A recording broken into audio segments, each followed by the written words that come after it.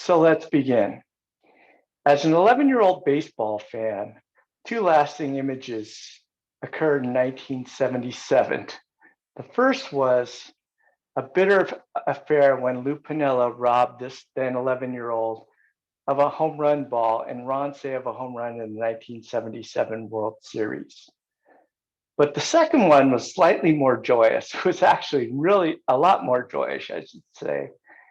Sometime toward the end of the baseball season, I believe it was the last day of the baseball 1977 regular season, when Dusty Baker joined Reggie Smith, Steve Garvey, and Ron Cey as four players to first hit 30 home runs, first teammates to hit 30 home runs in a season. At the end of that home run trot, out comes Glenn Burke to give the first high five in recorded history. Little was known after that. Glenn Burke homered himself in his next at bat. But it was an iconic moment of my favorite player, Dusty Baker, and a player that I began to really like, Glenn Burke.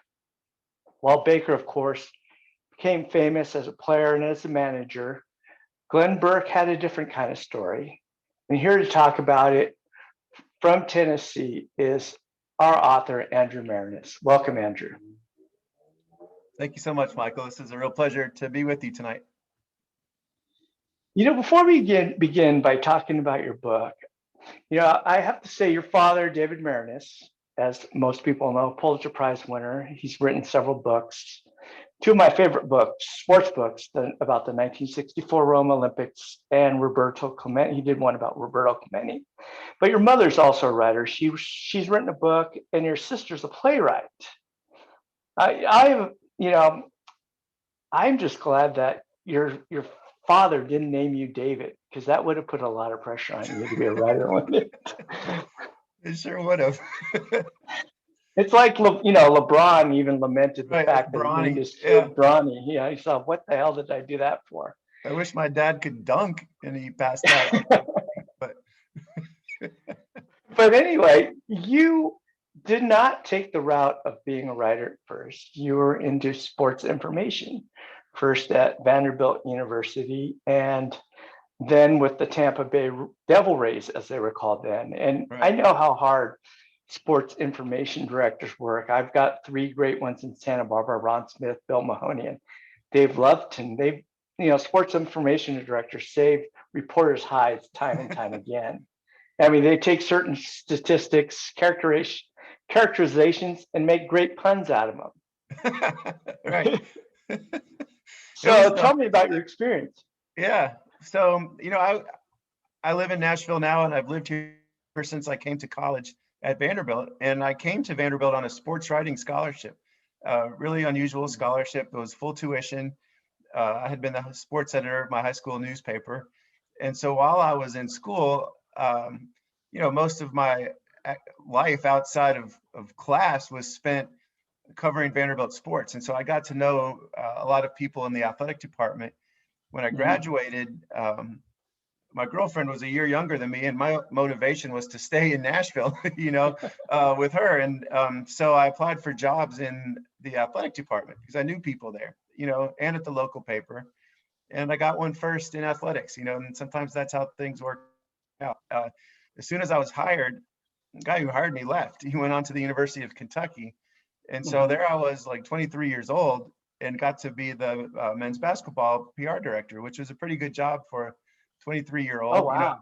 It was a lot of fun working with a team in the SEC, and with baseball being my favorite sport, I was constantly applying for jobs with Major League Baseball teams, constantly being rejected for those jobs, but would save the rejection letters because they had the team logos on the letterhead, and I thought that was cool. So finally in 98, two new expansion teams. Actually, this was 97, before their first season. And so I applied with the Tampa Bay Rays and the Arizona Diamondbacks, and was lucky enough to get hired to work for the Rays. So I worked for them their inaugural season, 1998 season.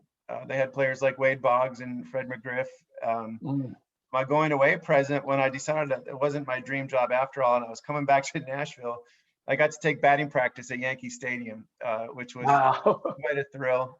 The bat you see up there is not the bat, but that Yeah. bat over there is the bat that I used at Yankee Stadium, which was, something I'll never forget. But those jobs, like you said, I mean, I worked really hard, long Mhm. hours, late nights, every weekend, and it was great preparation for everything I've done since then, for sure. And you had to think of a lot of puns, I would think, and plays on words, I would Yeah, I think. don't know. Maybe I so. mean, you look at those game notes, and you know, when I first saw it as a reporter, I used to think Ross Porter, he was an old Dodgers announcer, and he would say like, Ron Say leads the league in triples after eating 2 hot dogs at a All night right. game or something like that. And I was like, how does he know? He's a genius. He just destroyed my myth of childhood. I mean, the Speaking only of thing I child, made up was the attendance figures, at basketball games. Like, we didn't really yeah, know what the attendance was. We just sort of judged based on you what we eyeballed saw it to before. Yeah, 300 people. Look, oh, that looks like 5,000. 1,000. Yeah. So, but then you started writing. How did you get to become a writer and started writing? You wrote 2 books, one about the Olympic basketball team, and then you wrote about, Perry. And Mhm. how did you go about doing those? Sure. So my first book is called Strong Inside. It's a biography of Perry Wallace, Mhm, who was the first Black basketball player in the SEC. My mhm, second book, Games of Deception, is on the first U.S. men's Olympic basketball team at the 36 Olympics in Nazi Germany. Strong Inside actually came from a college paper I wrote for a Black history class. I interviewed Perry Wallace for that. He was a professor in Baltimore at the time, and I was 19 years old when I wrote that paper, and just talking to mhm, Perry, hearing his stories about growing up in Nashville during segregation and desegregating the SEC was just mhm, the most fascinating thing I had ever worked on. And it always stayed on my mind, mhm, as I was working at Vandy, as I was working for the Rays. When I came back to Nashville, I was with the PR firm here for almost 20 years. And that story was still like the most interesting thing that I felt that I knew, and then finally mhm, I was like, this guy deserves a book written about him. I can't believe there's never been a book. And then it dawned on me, well, then I should be the one to write the book. I know a little bit about his story. As you mentioned, my dad's an author, so I saw it in my own family, an example of mhm. that, people can write books. And so I got started and didn't really have a sense of how long it might take. I thought it would maybe 2 years. It took me 8 years to write that book, uh, 4 years of research, 4 years of writing. And then Wow. after it had been out for, because I was doing it on the side, I got married, I had 2 kids in the middle of all that. I turned it into a middle school book after it had been out for a couple of years, and Mhm, really loved that experience of going into schools, trying to get kids interested in reading through sports, but sports stories that have a larger message to them. And so that's mhm. why I wrote Games of Deception. It was really aimed at that middle school, high school audience, but written in a way that adults might, not even know Yeah. that when they pick it up. And then that's the same thing for Singled Out, this biography of Glenn Burke. It's marketed as a young adult book for high school age kids and older. But most of my readers so far have been adults. It takes a while to get books into schools, but that will come next. But I Mhm. just think it's a book that's accessible to just about anybody. I was wondering about why you did it to a young person. I think it's also important that this is a great message book for kids, for athletes as well, whether they're gay or straight, I think. Yeah, I agree. And I feel that way with all three of the books, that there's a point to them, about Mhm. social justice, about standing up for other. And I think that, that's a point that I want to make to young people. Hopefully, there's still time for them to develop those types of attitudes Mhm. and political beliefs and habits and everything, and try to change some things. And so, how did this subject of this book? I mean, Glenn Burke is he's not known at all, but he has a little his own little niche in sports history in terms of the high five. Yeah. So after Games of Deception, after I was done writing it, before it even came out, I was looking for a topic for a new book and was sharing ideas with my agent, Alex Shane, and he was bouncing off of me.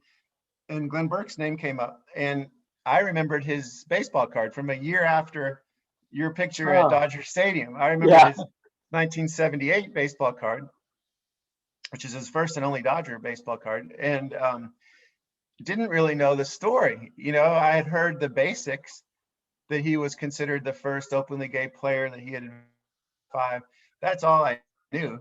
So when I started researching this book, pretty much everything that I learned was new to me. I was open to Mhm. learning anything, which was a great place to be, in researching a book, not assuming that you really know the story already. But I just thought it would be a really interesting way to write about baseball, which has always been my favorite sport.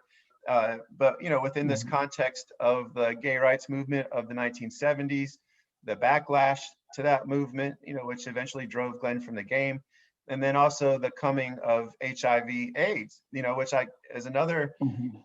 topic that can't be written about enough, but especially for young readers, for young Yeah. adults who maybe don't know that history at all, and to do it through baseball, as I think is again, that word accessible. Like a teenager might not ordinarily pick up a book about gay rights movement or about Mhm. AIDS, but if it's packaged, with a baseball player on the cover of the book, then maybe some kids who ordinarily wouldn't have read about that will give it a shot. Well, he had a remarkable life. I mean, we could talk about his sports exploits in a little bit, but in the context of history of gay rights and what's going on in San Francisco, where he grew up in the Bay Area, about there was Harvey Milk and George Moscone, the assassinations. There was the AIDS epidemic, as you said. There was Anita Bryant on the other coast saying all this stuff, but Glenn actually lived in this context, in this history. He lived the history, I should say. Yeah, and that's important to me, is to put my characters in the context of the place and the times that they existed in. And with Glenn, it was no stretch. Like you said, he's at Dodger Town in Florida at the same time. Anita Bryant is just Mhm. down 95 in Miami, campaigning against gay rights ordinance in Miami. Glenn's living in the Castro in the off season at the same time Harvey Milk is ascending there, and the same time Harvey Milk is assassinated there. John Briggs is, there's the Briggs Initiative in California that would have stripped gay teachers of their rights to work. Mhm. And that's the same time that Glenn's trying to hold on to his job, so all of these pivotal moments in that era have a direct impact on Glenn, and he's, geographically close to where all of these are happening also. And so, I write a lot about that, and it Mhm. applies directly to Glenn. So I don't think it feels like, a stretch of merging these stories together at all. Not at all. And on top of that was the AIDS epidemic, of course. As many know, that Glenn died from complications of AIDS, I believe it was 1995. 95. And it's it's a very tragic story, I think. Yeah, and especially tragic because it was almost as if Glenn had finally found some peace and happiness. Mm. After he's struggled to make it through the minor leagues, he's made it to the majors. He's constantly looking over his shoulder. He's living sort of free in the off season in the Castro, but in this very homophobic environment in Major League Baseball. He's driven from the game when management of the Dodgers and the A's, discover who he really is. But then he's able to, you know, have some fun, be happy, be himself for a few years in the Castro, even after he's been driven from the game. He's a star softball, Mm. popular at every bar he walks into. But that period only lasts for 2 years at most, and then Uh, this heaven that he has found turns into this hellscape. With his friends sick and dying of this new disease. And Glenn's right in the middle of it. He's hit by a car also, just crossing mhm. the street in San Francisco. His legs are broken, and so his whole identity as an athlete, even as a softball playing athlete, let alone a Major League Baseball player, is destroyed when his legs are broken. And from there on out, you see his life really begin to spiral, Mhm. with drug use and brief incarceration, living homeless on the streets of San Francisco. contracting HIV and dying of AIDS in '95. So in some ways, his story is very inspiring.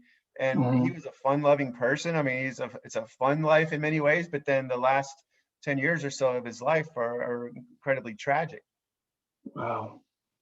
And I think you really grip the reader at the very beginning of the first two chapters. And I hope you wouldn't mind sharing those first two chapters by setting up the whole scene of what happened to this man. So go, if you can read those, that'd be great. Sure. And for people watching, these aren't long chapters, so you're not in for 30 pages or anything. But the first chapter is called Joy and Pain.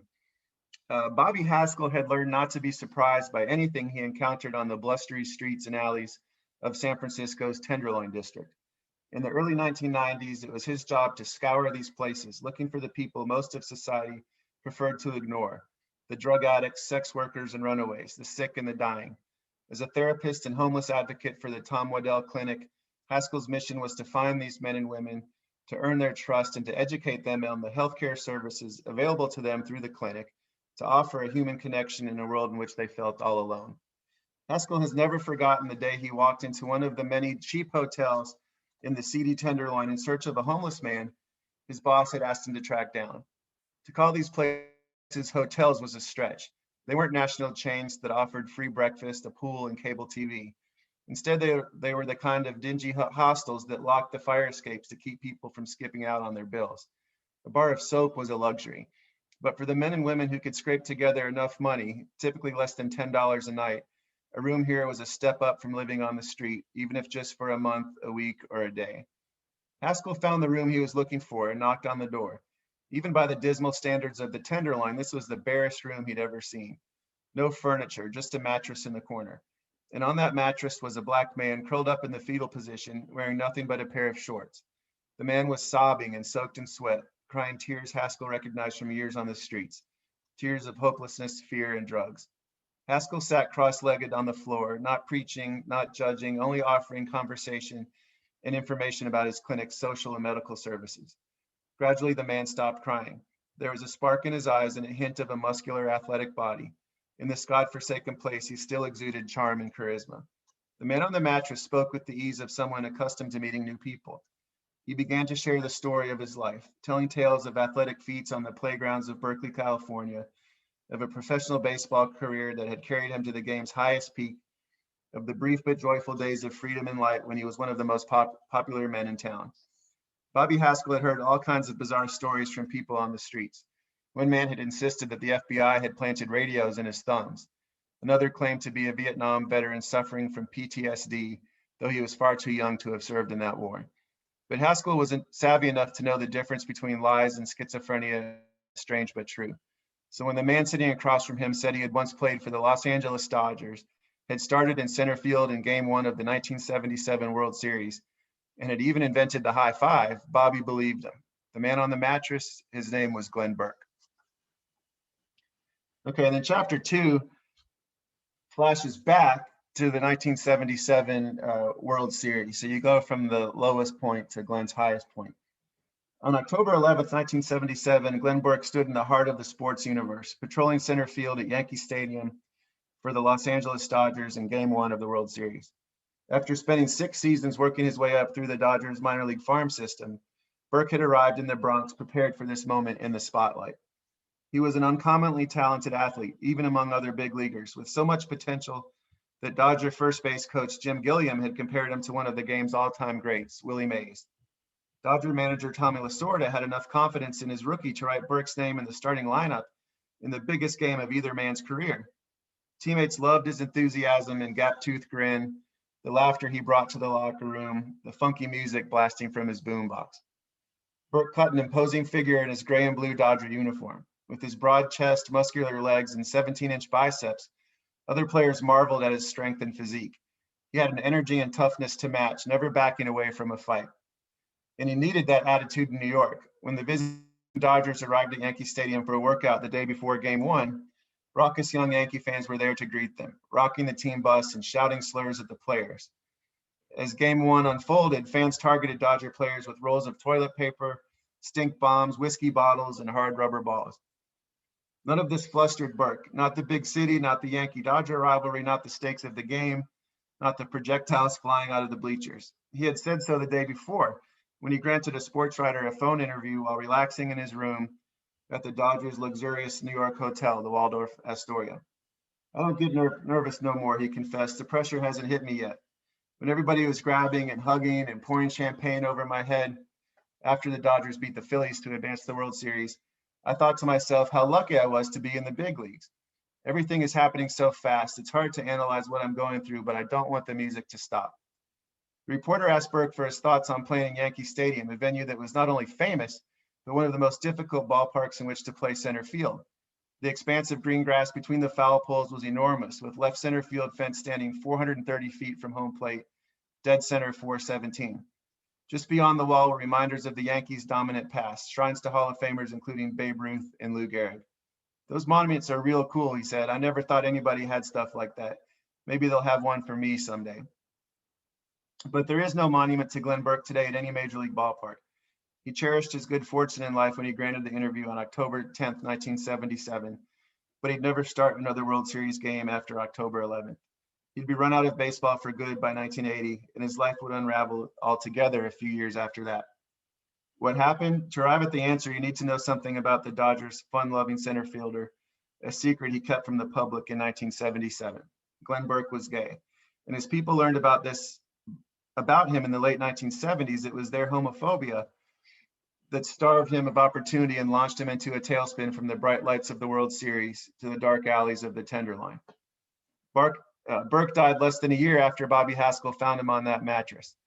But even in those final months, he held out hope that lessons learned from his struggles as a gay Black man in Major League Baseball would someday make life better for other people.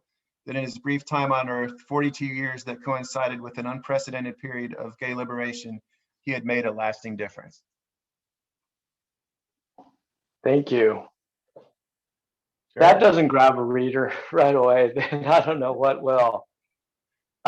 You talked about Junior Gilliam and how he could have been the next Willie Mays, but he also was, I read through your book, it's a wonderful book, by the way, he was an amazing basketball player. So I would liken him more to like a Dave Winfield, who was drafted in baseball, basketball, and football, because he was such a talented basketball player.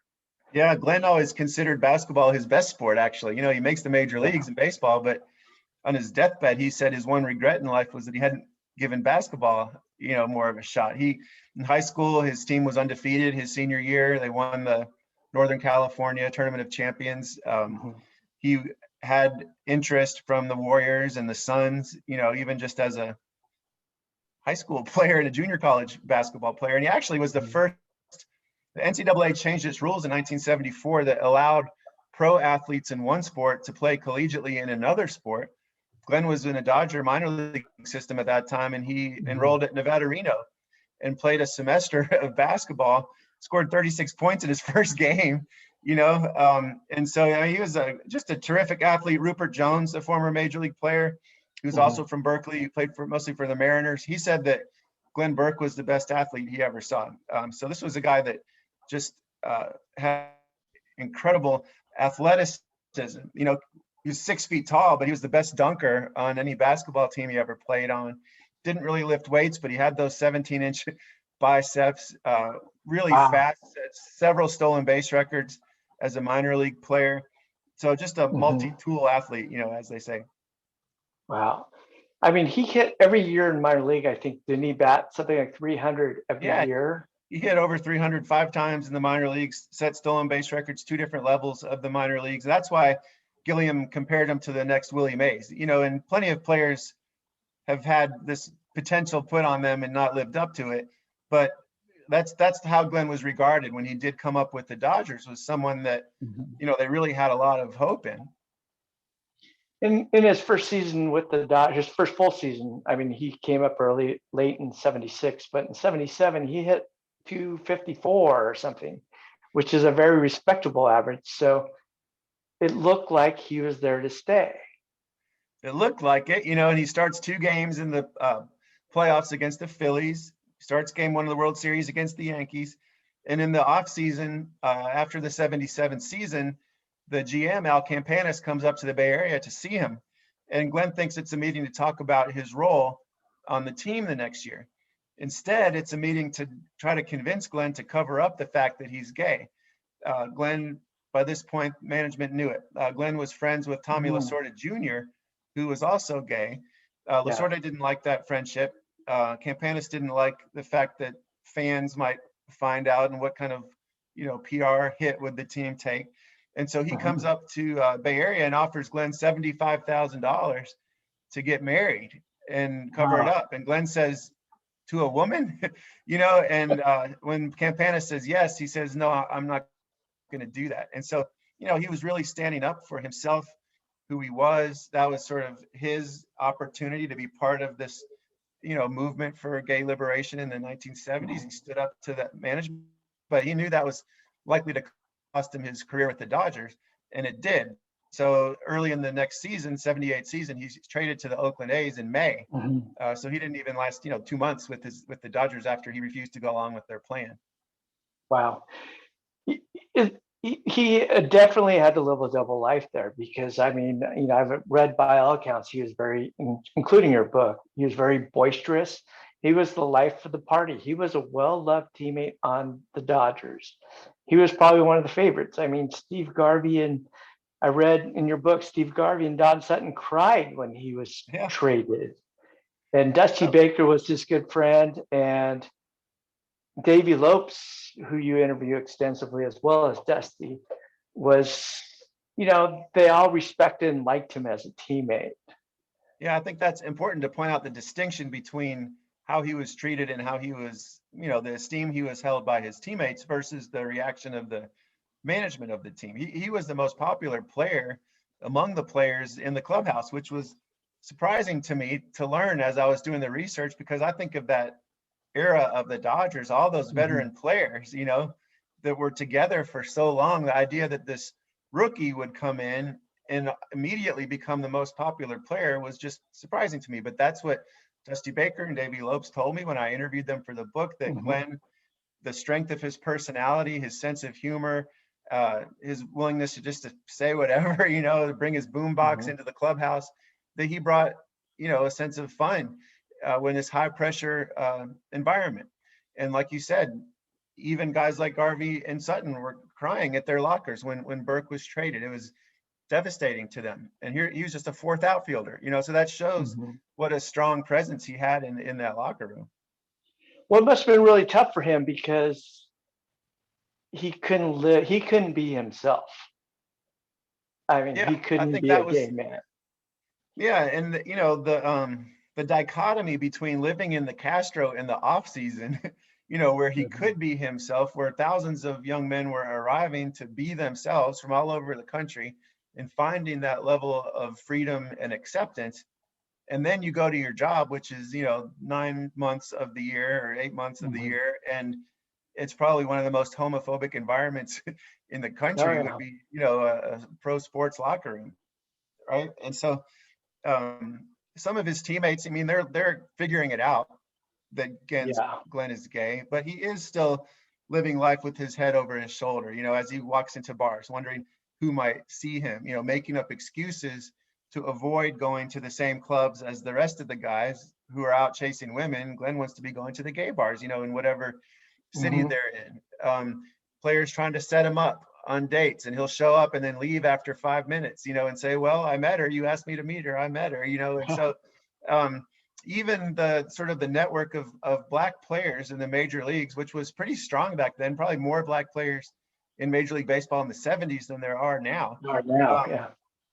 And they would get and have lunch, across teams, like whatever city they were in. But Glenn couldn't even fully participate even within that sort of support network, because he didn't want to go to the same places they did, or he couldn't really just tell all to them, not knowing what the reaction might be. And I remember the story about Dusty Baker wanting to set him up with his cousin, and him saying no, and he said, she's too ugly, and Dusty said, no, she's not ugly. So I'm sure they were kind of there's some confusion going on their part, but for the most part, they seemed to although they knew, they seemed to accept who he was. Am I right in assuming that? I would say so with the Dodgers, especially. By the time of the end of his stay with the Dodgers, he said there were some guys that weren't cool with it, were making homophobic jokes that they knew that he could overhear. When he got to the A's, I think it was different. These guys hadn't sort of grown up with him through the minor leagues. Mhm. They were just meeting him for the first time. Some of them had heard these rumors, some hadn't, some were figuring it out. Even fans at the Coliseum were taunting Glenn as they were figuring out what was going on. And I have a story in the book about, the Coliseum in Oakland was empty back then. You could hear Yeah. anything that anyone chose to yell. And they were yelling at Glenn, and he got in a fight with one of the fans. He chased him through the parking lot after the game, and so it was especially stressful for him with Oakland. In 1980, Billy Martin's named the manager, and Glenn thinks, well, maybe this is, a real Mhm. opportunity for him because they were both from Berkeley. They had both gone to the same high school at different times, Mhm. but they had that in common. Glenn thought Billy Martin was kind of a scrappy fighter type guy, which Glenn considered Yeah. himself to. But Billy Martin right away told sports writers he wasn't going to let Glenn, quote unquote, contaminate his team. Ah. So he had no shot with Billy Martin. He's sent down to the minor leagues, and Glenn knows he's never going to get called up, and that's when he chooses to leave the game for good. Well, Billy Martin was nothing compared to what he endured with Tommy Lasorda, though. Tommy Lasorda, there's a myth surrounding Tommy Lasorda as Uncle Tommy, but I've seen firsthand. It's not always meets the eye with Tommy, Yeah, I picked that and up he. for sure. Interviewing guys for the book, that the image that he projected and the lovable, guy on the baseball bunch or whatever was Yeah. not the figure that they knew. Especially talking to Glenn's minor league teammates who had less of a reason to feel like they had to say good things about Lasorda. I think felt much freer to share their opinions. And I think it affected my ability to research this book also because Lasorda was such a towering presence in that Mhm. organization, all the way to his Mhm. death, that I think there were certain players that just didn't want to talk about it, this Glenn Burke story, while Lasorda was still living. Knowing that Lasorda's son being gay and that friendship that Glenn had with him, didn't want to maybe badmouth Lasorda. And so I wonder if I had Mhm. approached these guys now after Lasorda had passed away, if there might have been a different reaction. So I was really grateful for people like Dusty Baker and Davey Lopes, Joe Yeah. Simpson, Jim Riggleman, who were willing to talk when a lot of the big names from those Dodgers team, wouldn't. Interesting. And Tommy is a complex figure, though. I mean, his son Spunky was gay. He died of AIDS. Tommy denied that he died of AIDS. He said he died from pneumonia or even cancer at some times. Mm-hmm. So he had a really, but he also loved his son very much. So Yeah, he had a really interesting relationship, I would say. yeah, and I thought that it was that I needed to be fair and to to show both sides of that human relationship that he had with his son. I mean, there were a lot of families that were essentially disowning their gay sons or daughters during that period, still today, right? And so Mhm. Lasorda always maintained a relationship with his son. They apparently would go out to dinner on Sundays when the Dodgers were in town.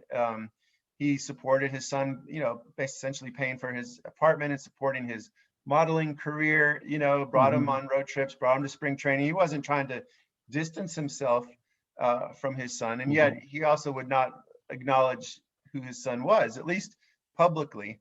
And so, you question, well, how loving could the relationship be if he wouldn't acknowledge who his son was? But I don't think he was alone in that attitude, Mhm. especially in the 1970s. Mhm. In regards to Glenn, you have to wonder. I mean, with baseball players, it's always about focusing on the process, controlling things that you can only control, like your hitting, your swing, or whatever.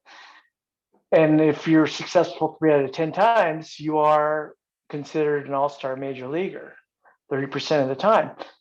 But having him have to do that while he's trying to hide who he was had to be extremely difficult for him. Yeah, I agree.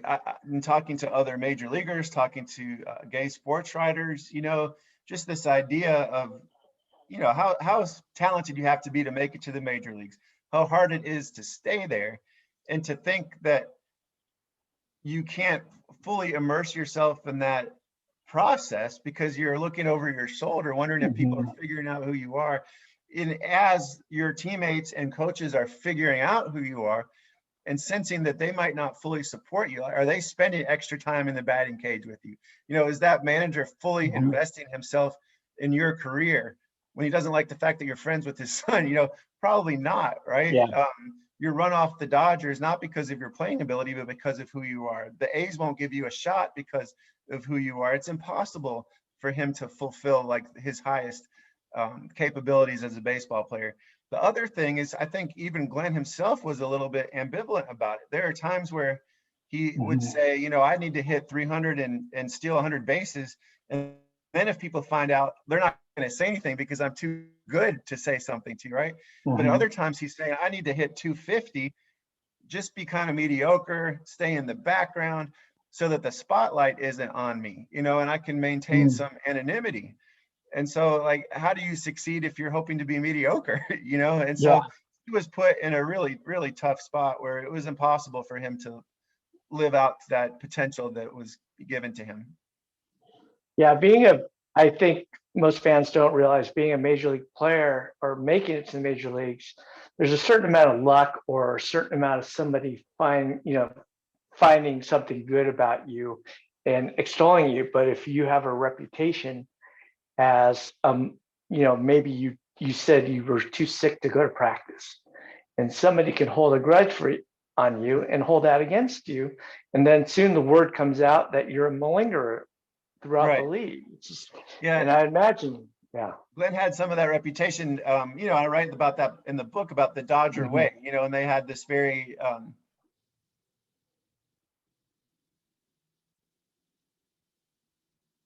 Oops, I think I lost you there. sort of straight-laced way of doing things, described to the Dodger way. And I'm not talking about his sexuality, but he would get in fights with his own teammates, on the bus, or Uh-huh. he would challenge his managers, run through stop signs at third base, steal third base with 2 outs, change the hand on his glove when a fly ball was hit to him. So he was driving his managers a little bit nuts, and good for good reason in some cases. And so the thing about Glenn, they would say, he's got all this potential. He's a great player. We need to keep him under control. It was kind of the reputation he had when he got up to the Dodgers. You sound like you were describing Yasiel Puig for a few Yeah, minutes there. it's funny you said that because I was interviewing, I think, Fred Claire, the old Dodger Yeah, GM president, and he said that physically he reminded him a lot of Puig, and I think just in his behavior as well. interesting, interesting. And talk about his after career now. He had a period where he had a really good life for a little while after he was kind of I should say banished from baseball. I would say so. I mean, you could say he quit, but I don't think it was his own decision necessarily that to have to quit. So he moves back to San Francisco. He becomes a star on the gay softball circuit in San Francisco. As you can imagine, a major league center fielder shows up on a softball team. They win a Yeah. couple gay World Series. There's gay games, which were kind of like a mini gay Olympics in 82 and 86. He wins Mhm. medals in basketball and softball and track and field. And so this is a happy period in his life. And then as we've talked about, he gets hit by the car, HIV arrives. Glenn has spent the money that he made in Major League Baseball. He's been kind of ripped off and used by a couple of people also. And so there's no money left. And that's when he ends up, living on the streets until one of the softball managers in the Castro calls the Oakland A's, Sandy Alderson, and says, you've got a former player who's dying of AIDS, living homeless on the streets. You guys need to do something. Mhm. And so the A's, do help Glenn some at the end of his life and provide like a running line of credit at a restaurant where he can eat. They Mhm. find some social services available to him. Mhm. And then Glenn lives the last months of his life in his sister Lutha's house in the East Bay. And at that point, he's sort of rediscovered by the national media, who shows up on his Mhm. deathbed, interested in writing a story about this former major leaguer, who had come out as gay, who's dying of AIDS. And it's at that point that there's a little bit of, renewed interest in Glenn, Mhm. kind of a peace, at the end of his life, even though it's so painful. But it's at this point where he's able to take stock of everything and say that he hopes that his experience will make it easier for gay players in the future. And that's the hope now. Yeah. Hopefully that could be the good thing that comes of Glenn's experience, but we really haven't seen it yet in Major League Baseball. You had Billy Beane, who came out, but after he was done Mhm. playing. There's no currently any out gay players in the major leagues or in the NFL or the NBA for that matter right now. Mhm. You see more out lesbian athletes in soccer and basketball and some other sports, but it's Mhm. still, something to be really done. That story still to be told about an out gay male player in the U.S. So, I look at Jason Collins, who came out at the end of his NBA career. And then on the contrast, I look at Michael Sam, the NFL player who was drafted and came out as gay, but he had expressed that he wished that he didn't come out before he was drafted. So what's it going to take? I mean, this is the rainbow color line. It's just like the color line that people say doesn't exist, when segregation in baseball, but it really does exist. So what's it going to take for a gay male athlete to publicly acknowledge who he is and to Yeah. be a professional athlete? I don't think there's a one size fits all answer. I think it will depend a lot on the circumstances of that person's life, and the team that they're on, who are the team leaders, who's the manager or the head coach, the Mhm. owner, what city are they in, all those types of factors I think will play into it. You can say, and rightly so, you can say that a lot has changed from the 1970s, in terms of Mhm. LGBT influence and power and rights in this country. But on the other hand, you look at state houses all over the country right now, they're full of Yeah.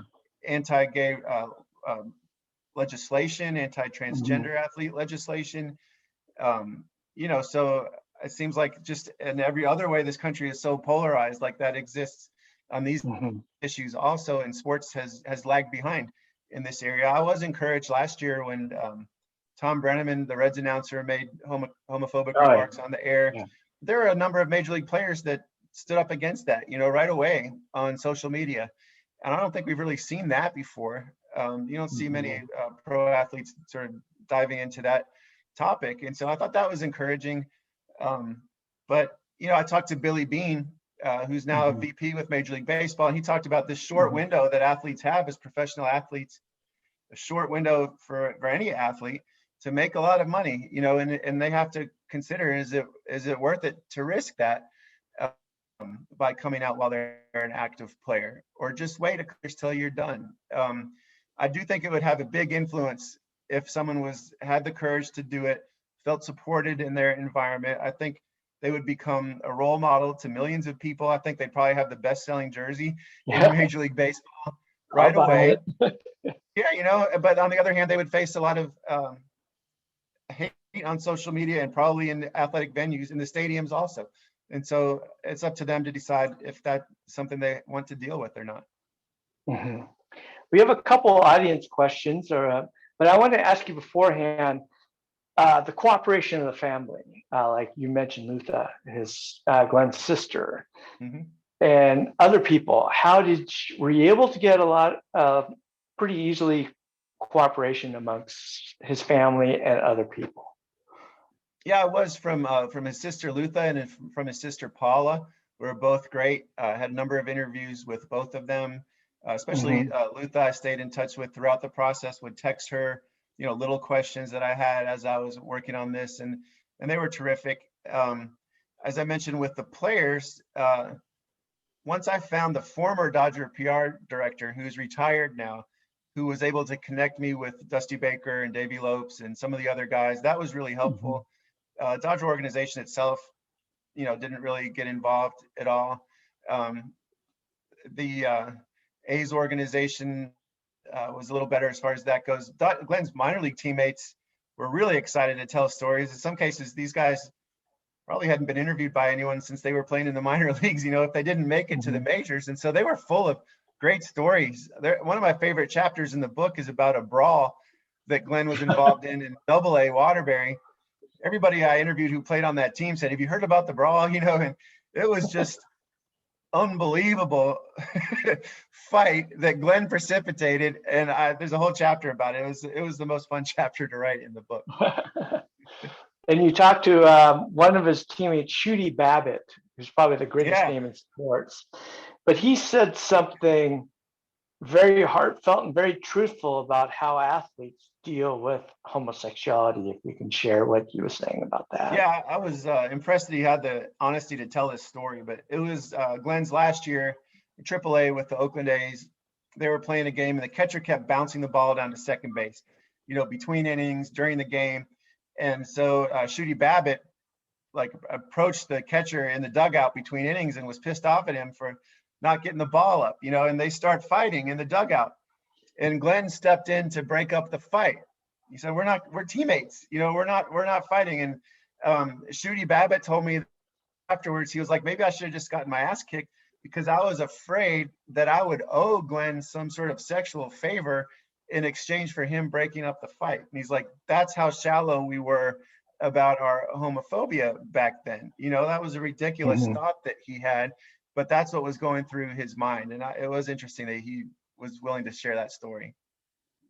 And goes along the lines of what TT had asked about teammates. Was there any shame involved after years later of not sticking up for Glenn, or was there any regret Shooty had? It's interesting. My assumption is the guys that felt the most shame were maybe some of the ones that refused to do an interview for the book. The guys that were willing to talk had largely stayed friends with Glenn. There was one high school basketball teammate of Glenn's that I interviewed. They had been great friends in middle school and high school. And this man still lived in the Bay Area. And when Glenn was dying of AIDS, he was squeamish about going to visit Glenn. A lot of people had misconceptions about how AIDS might be spread, right? And so this guy didn't want to be in the same room with him, and he missed his chance to say, his final farewells to Glenn. And when I interviewed him for the book, you could tell he had a lot of regret about that. That you don't get that chance to say goodbye more than once, and he didn't take advantage of it, and so he felt some shame or regret over that. You had mentioned earlier, McKenna wanted to know about the Dodgers, and did any member of the Dodgers or the team itself, make any peace with him other than, Lopes and Baker, or did they express any regret for how he was treated? Not that I know of. I don't think so. I was even looking on Twitter today and searched, the advanced search for Glenn Burke, any tweets by the Dodgers that have mentioned Glenn Burke. There's been one tweet ever put out by the Dodgers that mentions Glenn Burke, and it was, I think 12 years ago, related to him inventing the high five. So that's where I say that this relation, the Lasorda's involvement, I think, has clouded or complicated or prevented sort of an acknowledgement of Glenn's role within that organization all these years. I'm hopeful that things will change now. Major League Baseball has started to embrace Glenn's story a little bit over the last couple of years and share the fact that he was the first openly gay player. The A's put out a video about it fairly recently. MLB has Pride Month every June. And so they're doing some things there. Billy Beane, I think, is trying really hard to change attitudes within the game. When I did my book about Perry Wallace, he talked a lot about reconciliation, because he was run out of Nashville for telling the truth about the racism he had experienced on the campus at Vanderbilt. And it took about 40 years before things began to change, before he was welcomed back and people were listening to his story and embracing him and celebrating him as a pioneer. And so I think that often happens with people who speak up on social issues. They're shunned by their communities at the time, and then eventually they're listened to or welcomed back. You think about Muhammad Ali, or Tommy Smith and John Carlos at the Olympics. And so I'm hopeful. I mean, it's too late for Glenn, which is the tragedy, but hopeful that the Dodgers, the A's, Major League Baseball can start telling his story. And sure, Glenn was mistreated back then, but that's over with. So now is the time to tell his story, to learn from it, to celebrate him, and to do it in a truthful way could be really meaningful. He didn't get a monument in Dodger Stadium, but he did get a monument in front of in the Castro, right? Yeah, there's a So, plaque honoring him. They have what's called the Rainbow Honor Walk, and there's a plaque. I took a picture of it. It's in the book that that honors Glenn's place in history. There's also the Oakland LGBTQ Center recently renamed its health clinic the Glenn Burke Wellness Clinic. So he's honored there in his hometown as well. oh, okay. That's great. We have two more questions. And what about, since this was, Pokey wanted to know, was this a difficult story to research? Because after all, Glenn had died over 25 years ago. Yeah. I actually really enjoyed the research. Research is my favorite part of any book, really, more than the writing, is just digging into old newspaper articles, setting up interviews, having those conversations, and hearing a story that you know is going to make a good anecdote in the book, reading old books about that period. You know, my previous book to this one had taken place in 1936. So this one was a little easier in that sense. There were still people living that I could talk to, not Glenn, obviously, but most of his teammates, you know, were still living, so I could at least try to get in touch with them. The newspapers back then, I think, in some ways are better, at least more comprehensive coverage of the team. You know, longer articles, more papers. You know, so there was a lot of material to work with there. And then having Glenn's family cooperate and tell stories was helpful. Plus, Glenn had sat down with a sports writer named Eric Sherman as he was dying. And Eric ghost wrote an autobiography for Glenn back in 1995 and self-published it, you know, spent almost all of his savings getting this book done. And so there were firsthand anecdotes from Glenn that I was able to learn from that book. The last question here is, Ken wanted to know, do you have any plans to write about women's sports? Yes, my next book will be, and I've finished and I'm about to start writing it. It'll come out late next year, late 2022, on the 50th anniversary of Title IX. And it's the story of the first U.S. women's Olympic basketball team, which played at the 1976 Olympics in Montreal. And from the California, there was Ann Myers was a star on that team from UCLA. Nancy Lieberman was on that team. Pat Head, Pat Summitt. Oh, wow. And the coach was Billy Moore. Billy Moore was the coach at Cal State Fullerton at that time, and she was the head coach of that Olympic team. So this is a story that is told in the context of women's movement of the 70s. Wow, I'm really looking forward to that. But for now, we really enjoyed Singled Out. Andrew, thank you very much for joining us. Everyone, please buy Singled Out. It's a wonderful book. I wish you the best, and thank you very much, Andrew. Thank you, Michael. It was a real pleasure. This was a lot of fun. Thank you. Good night. Good night.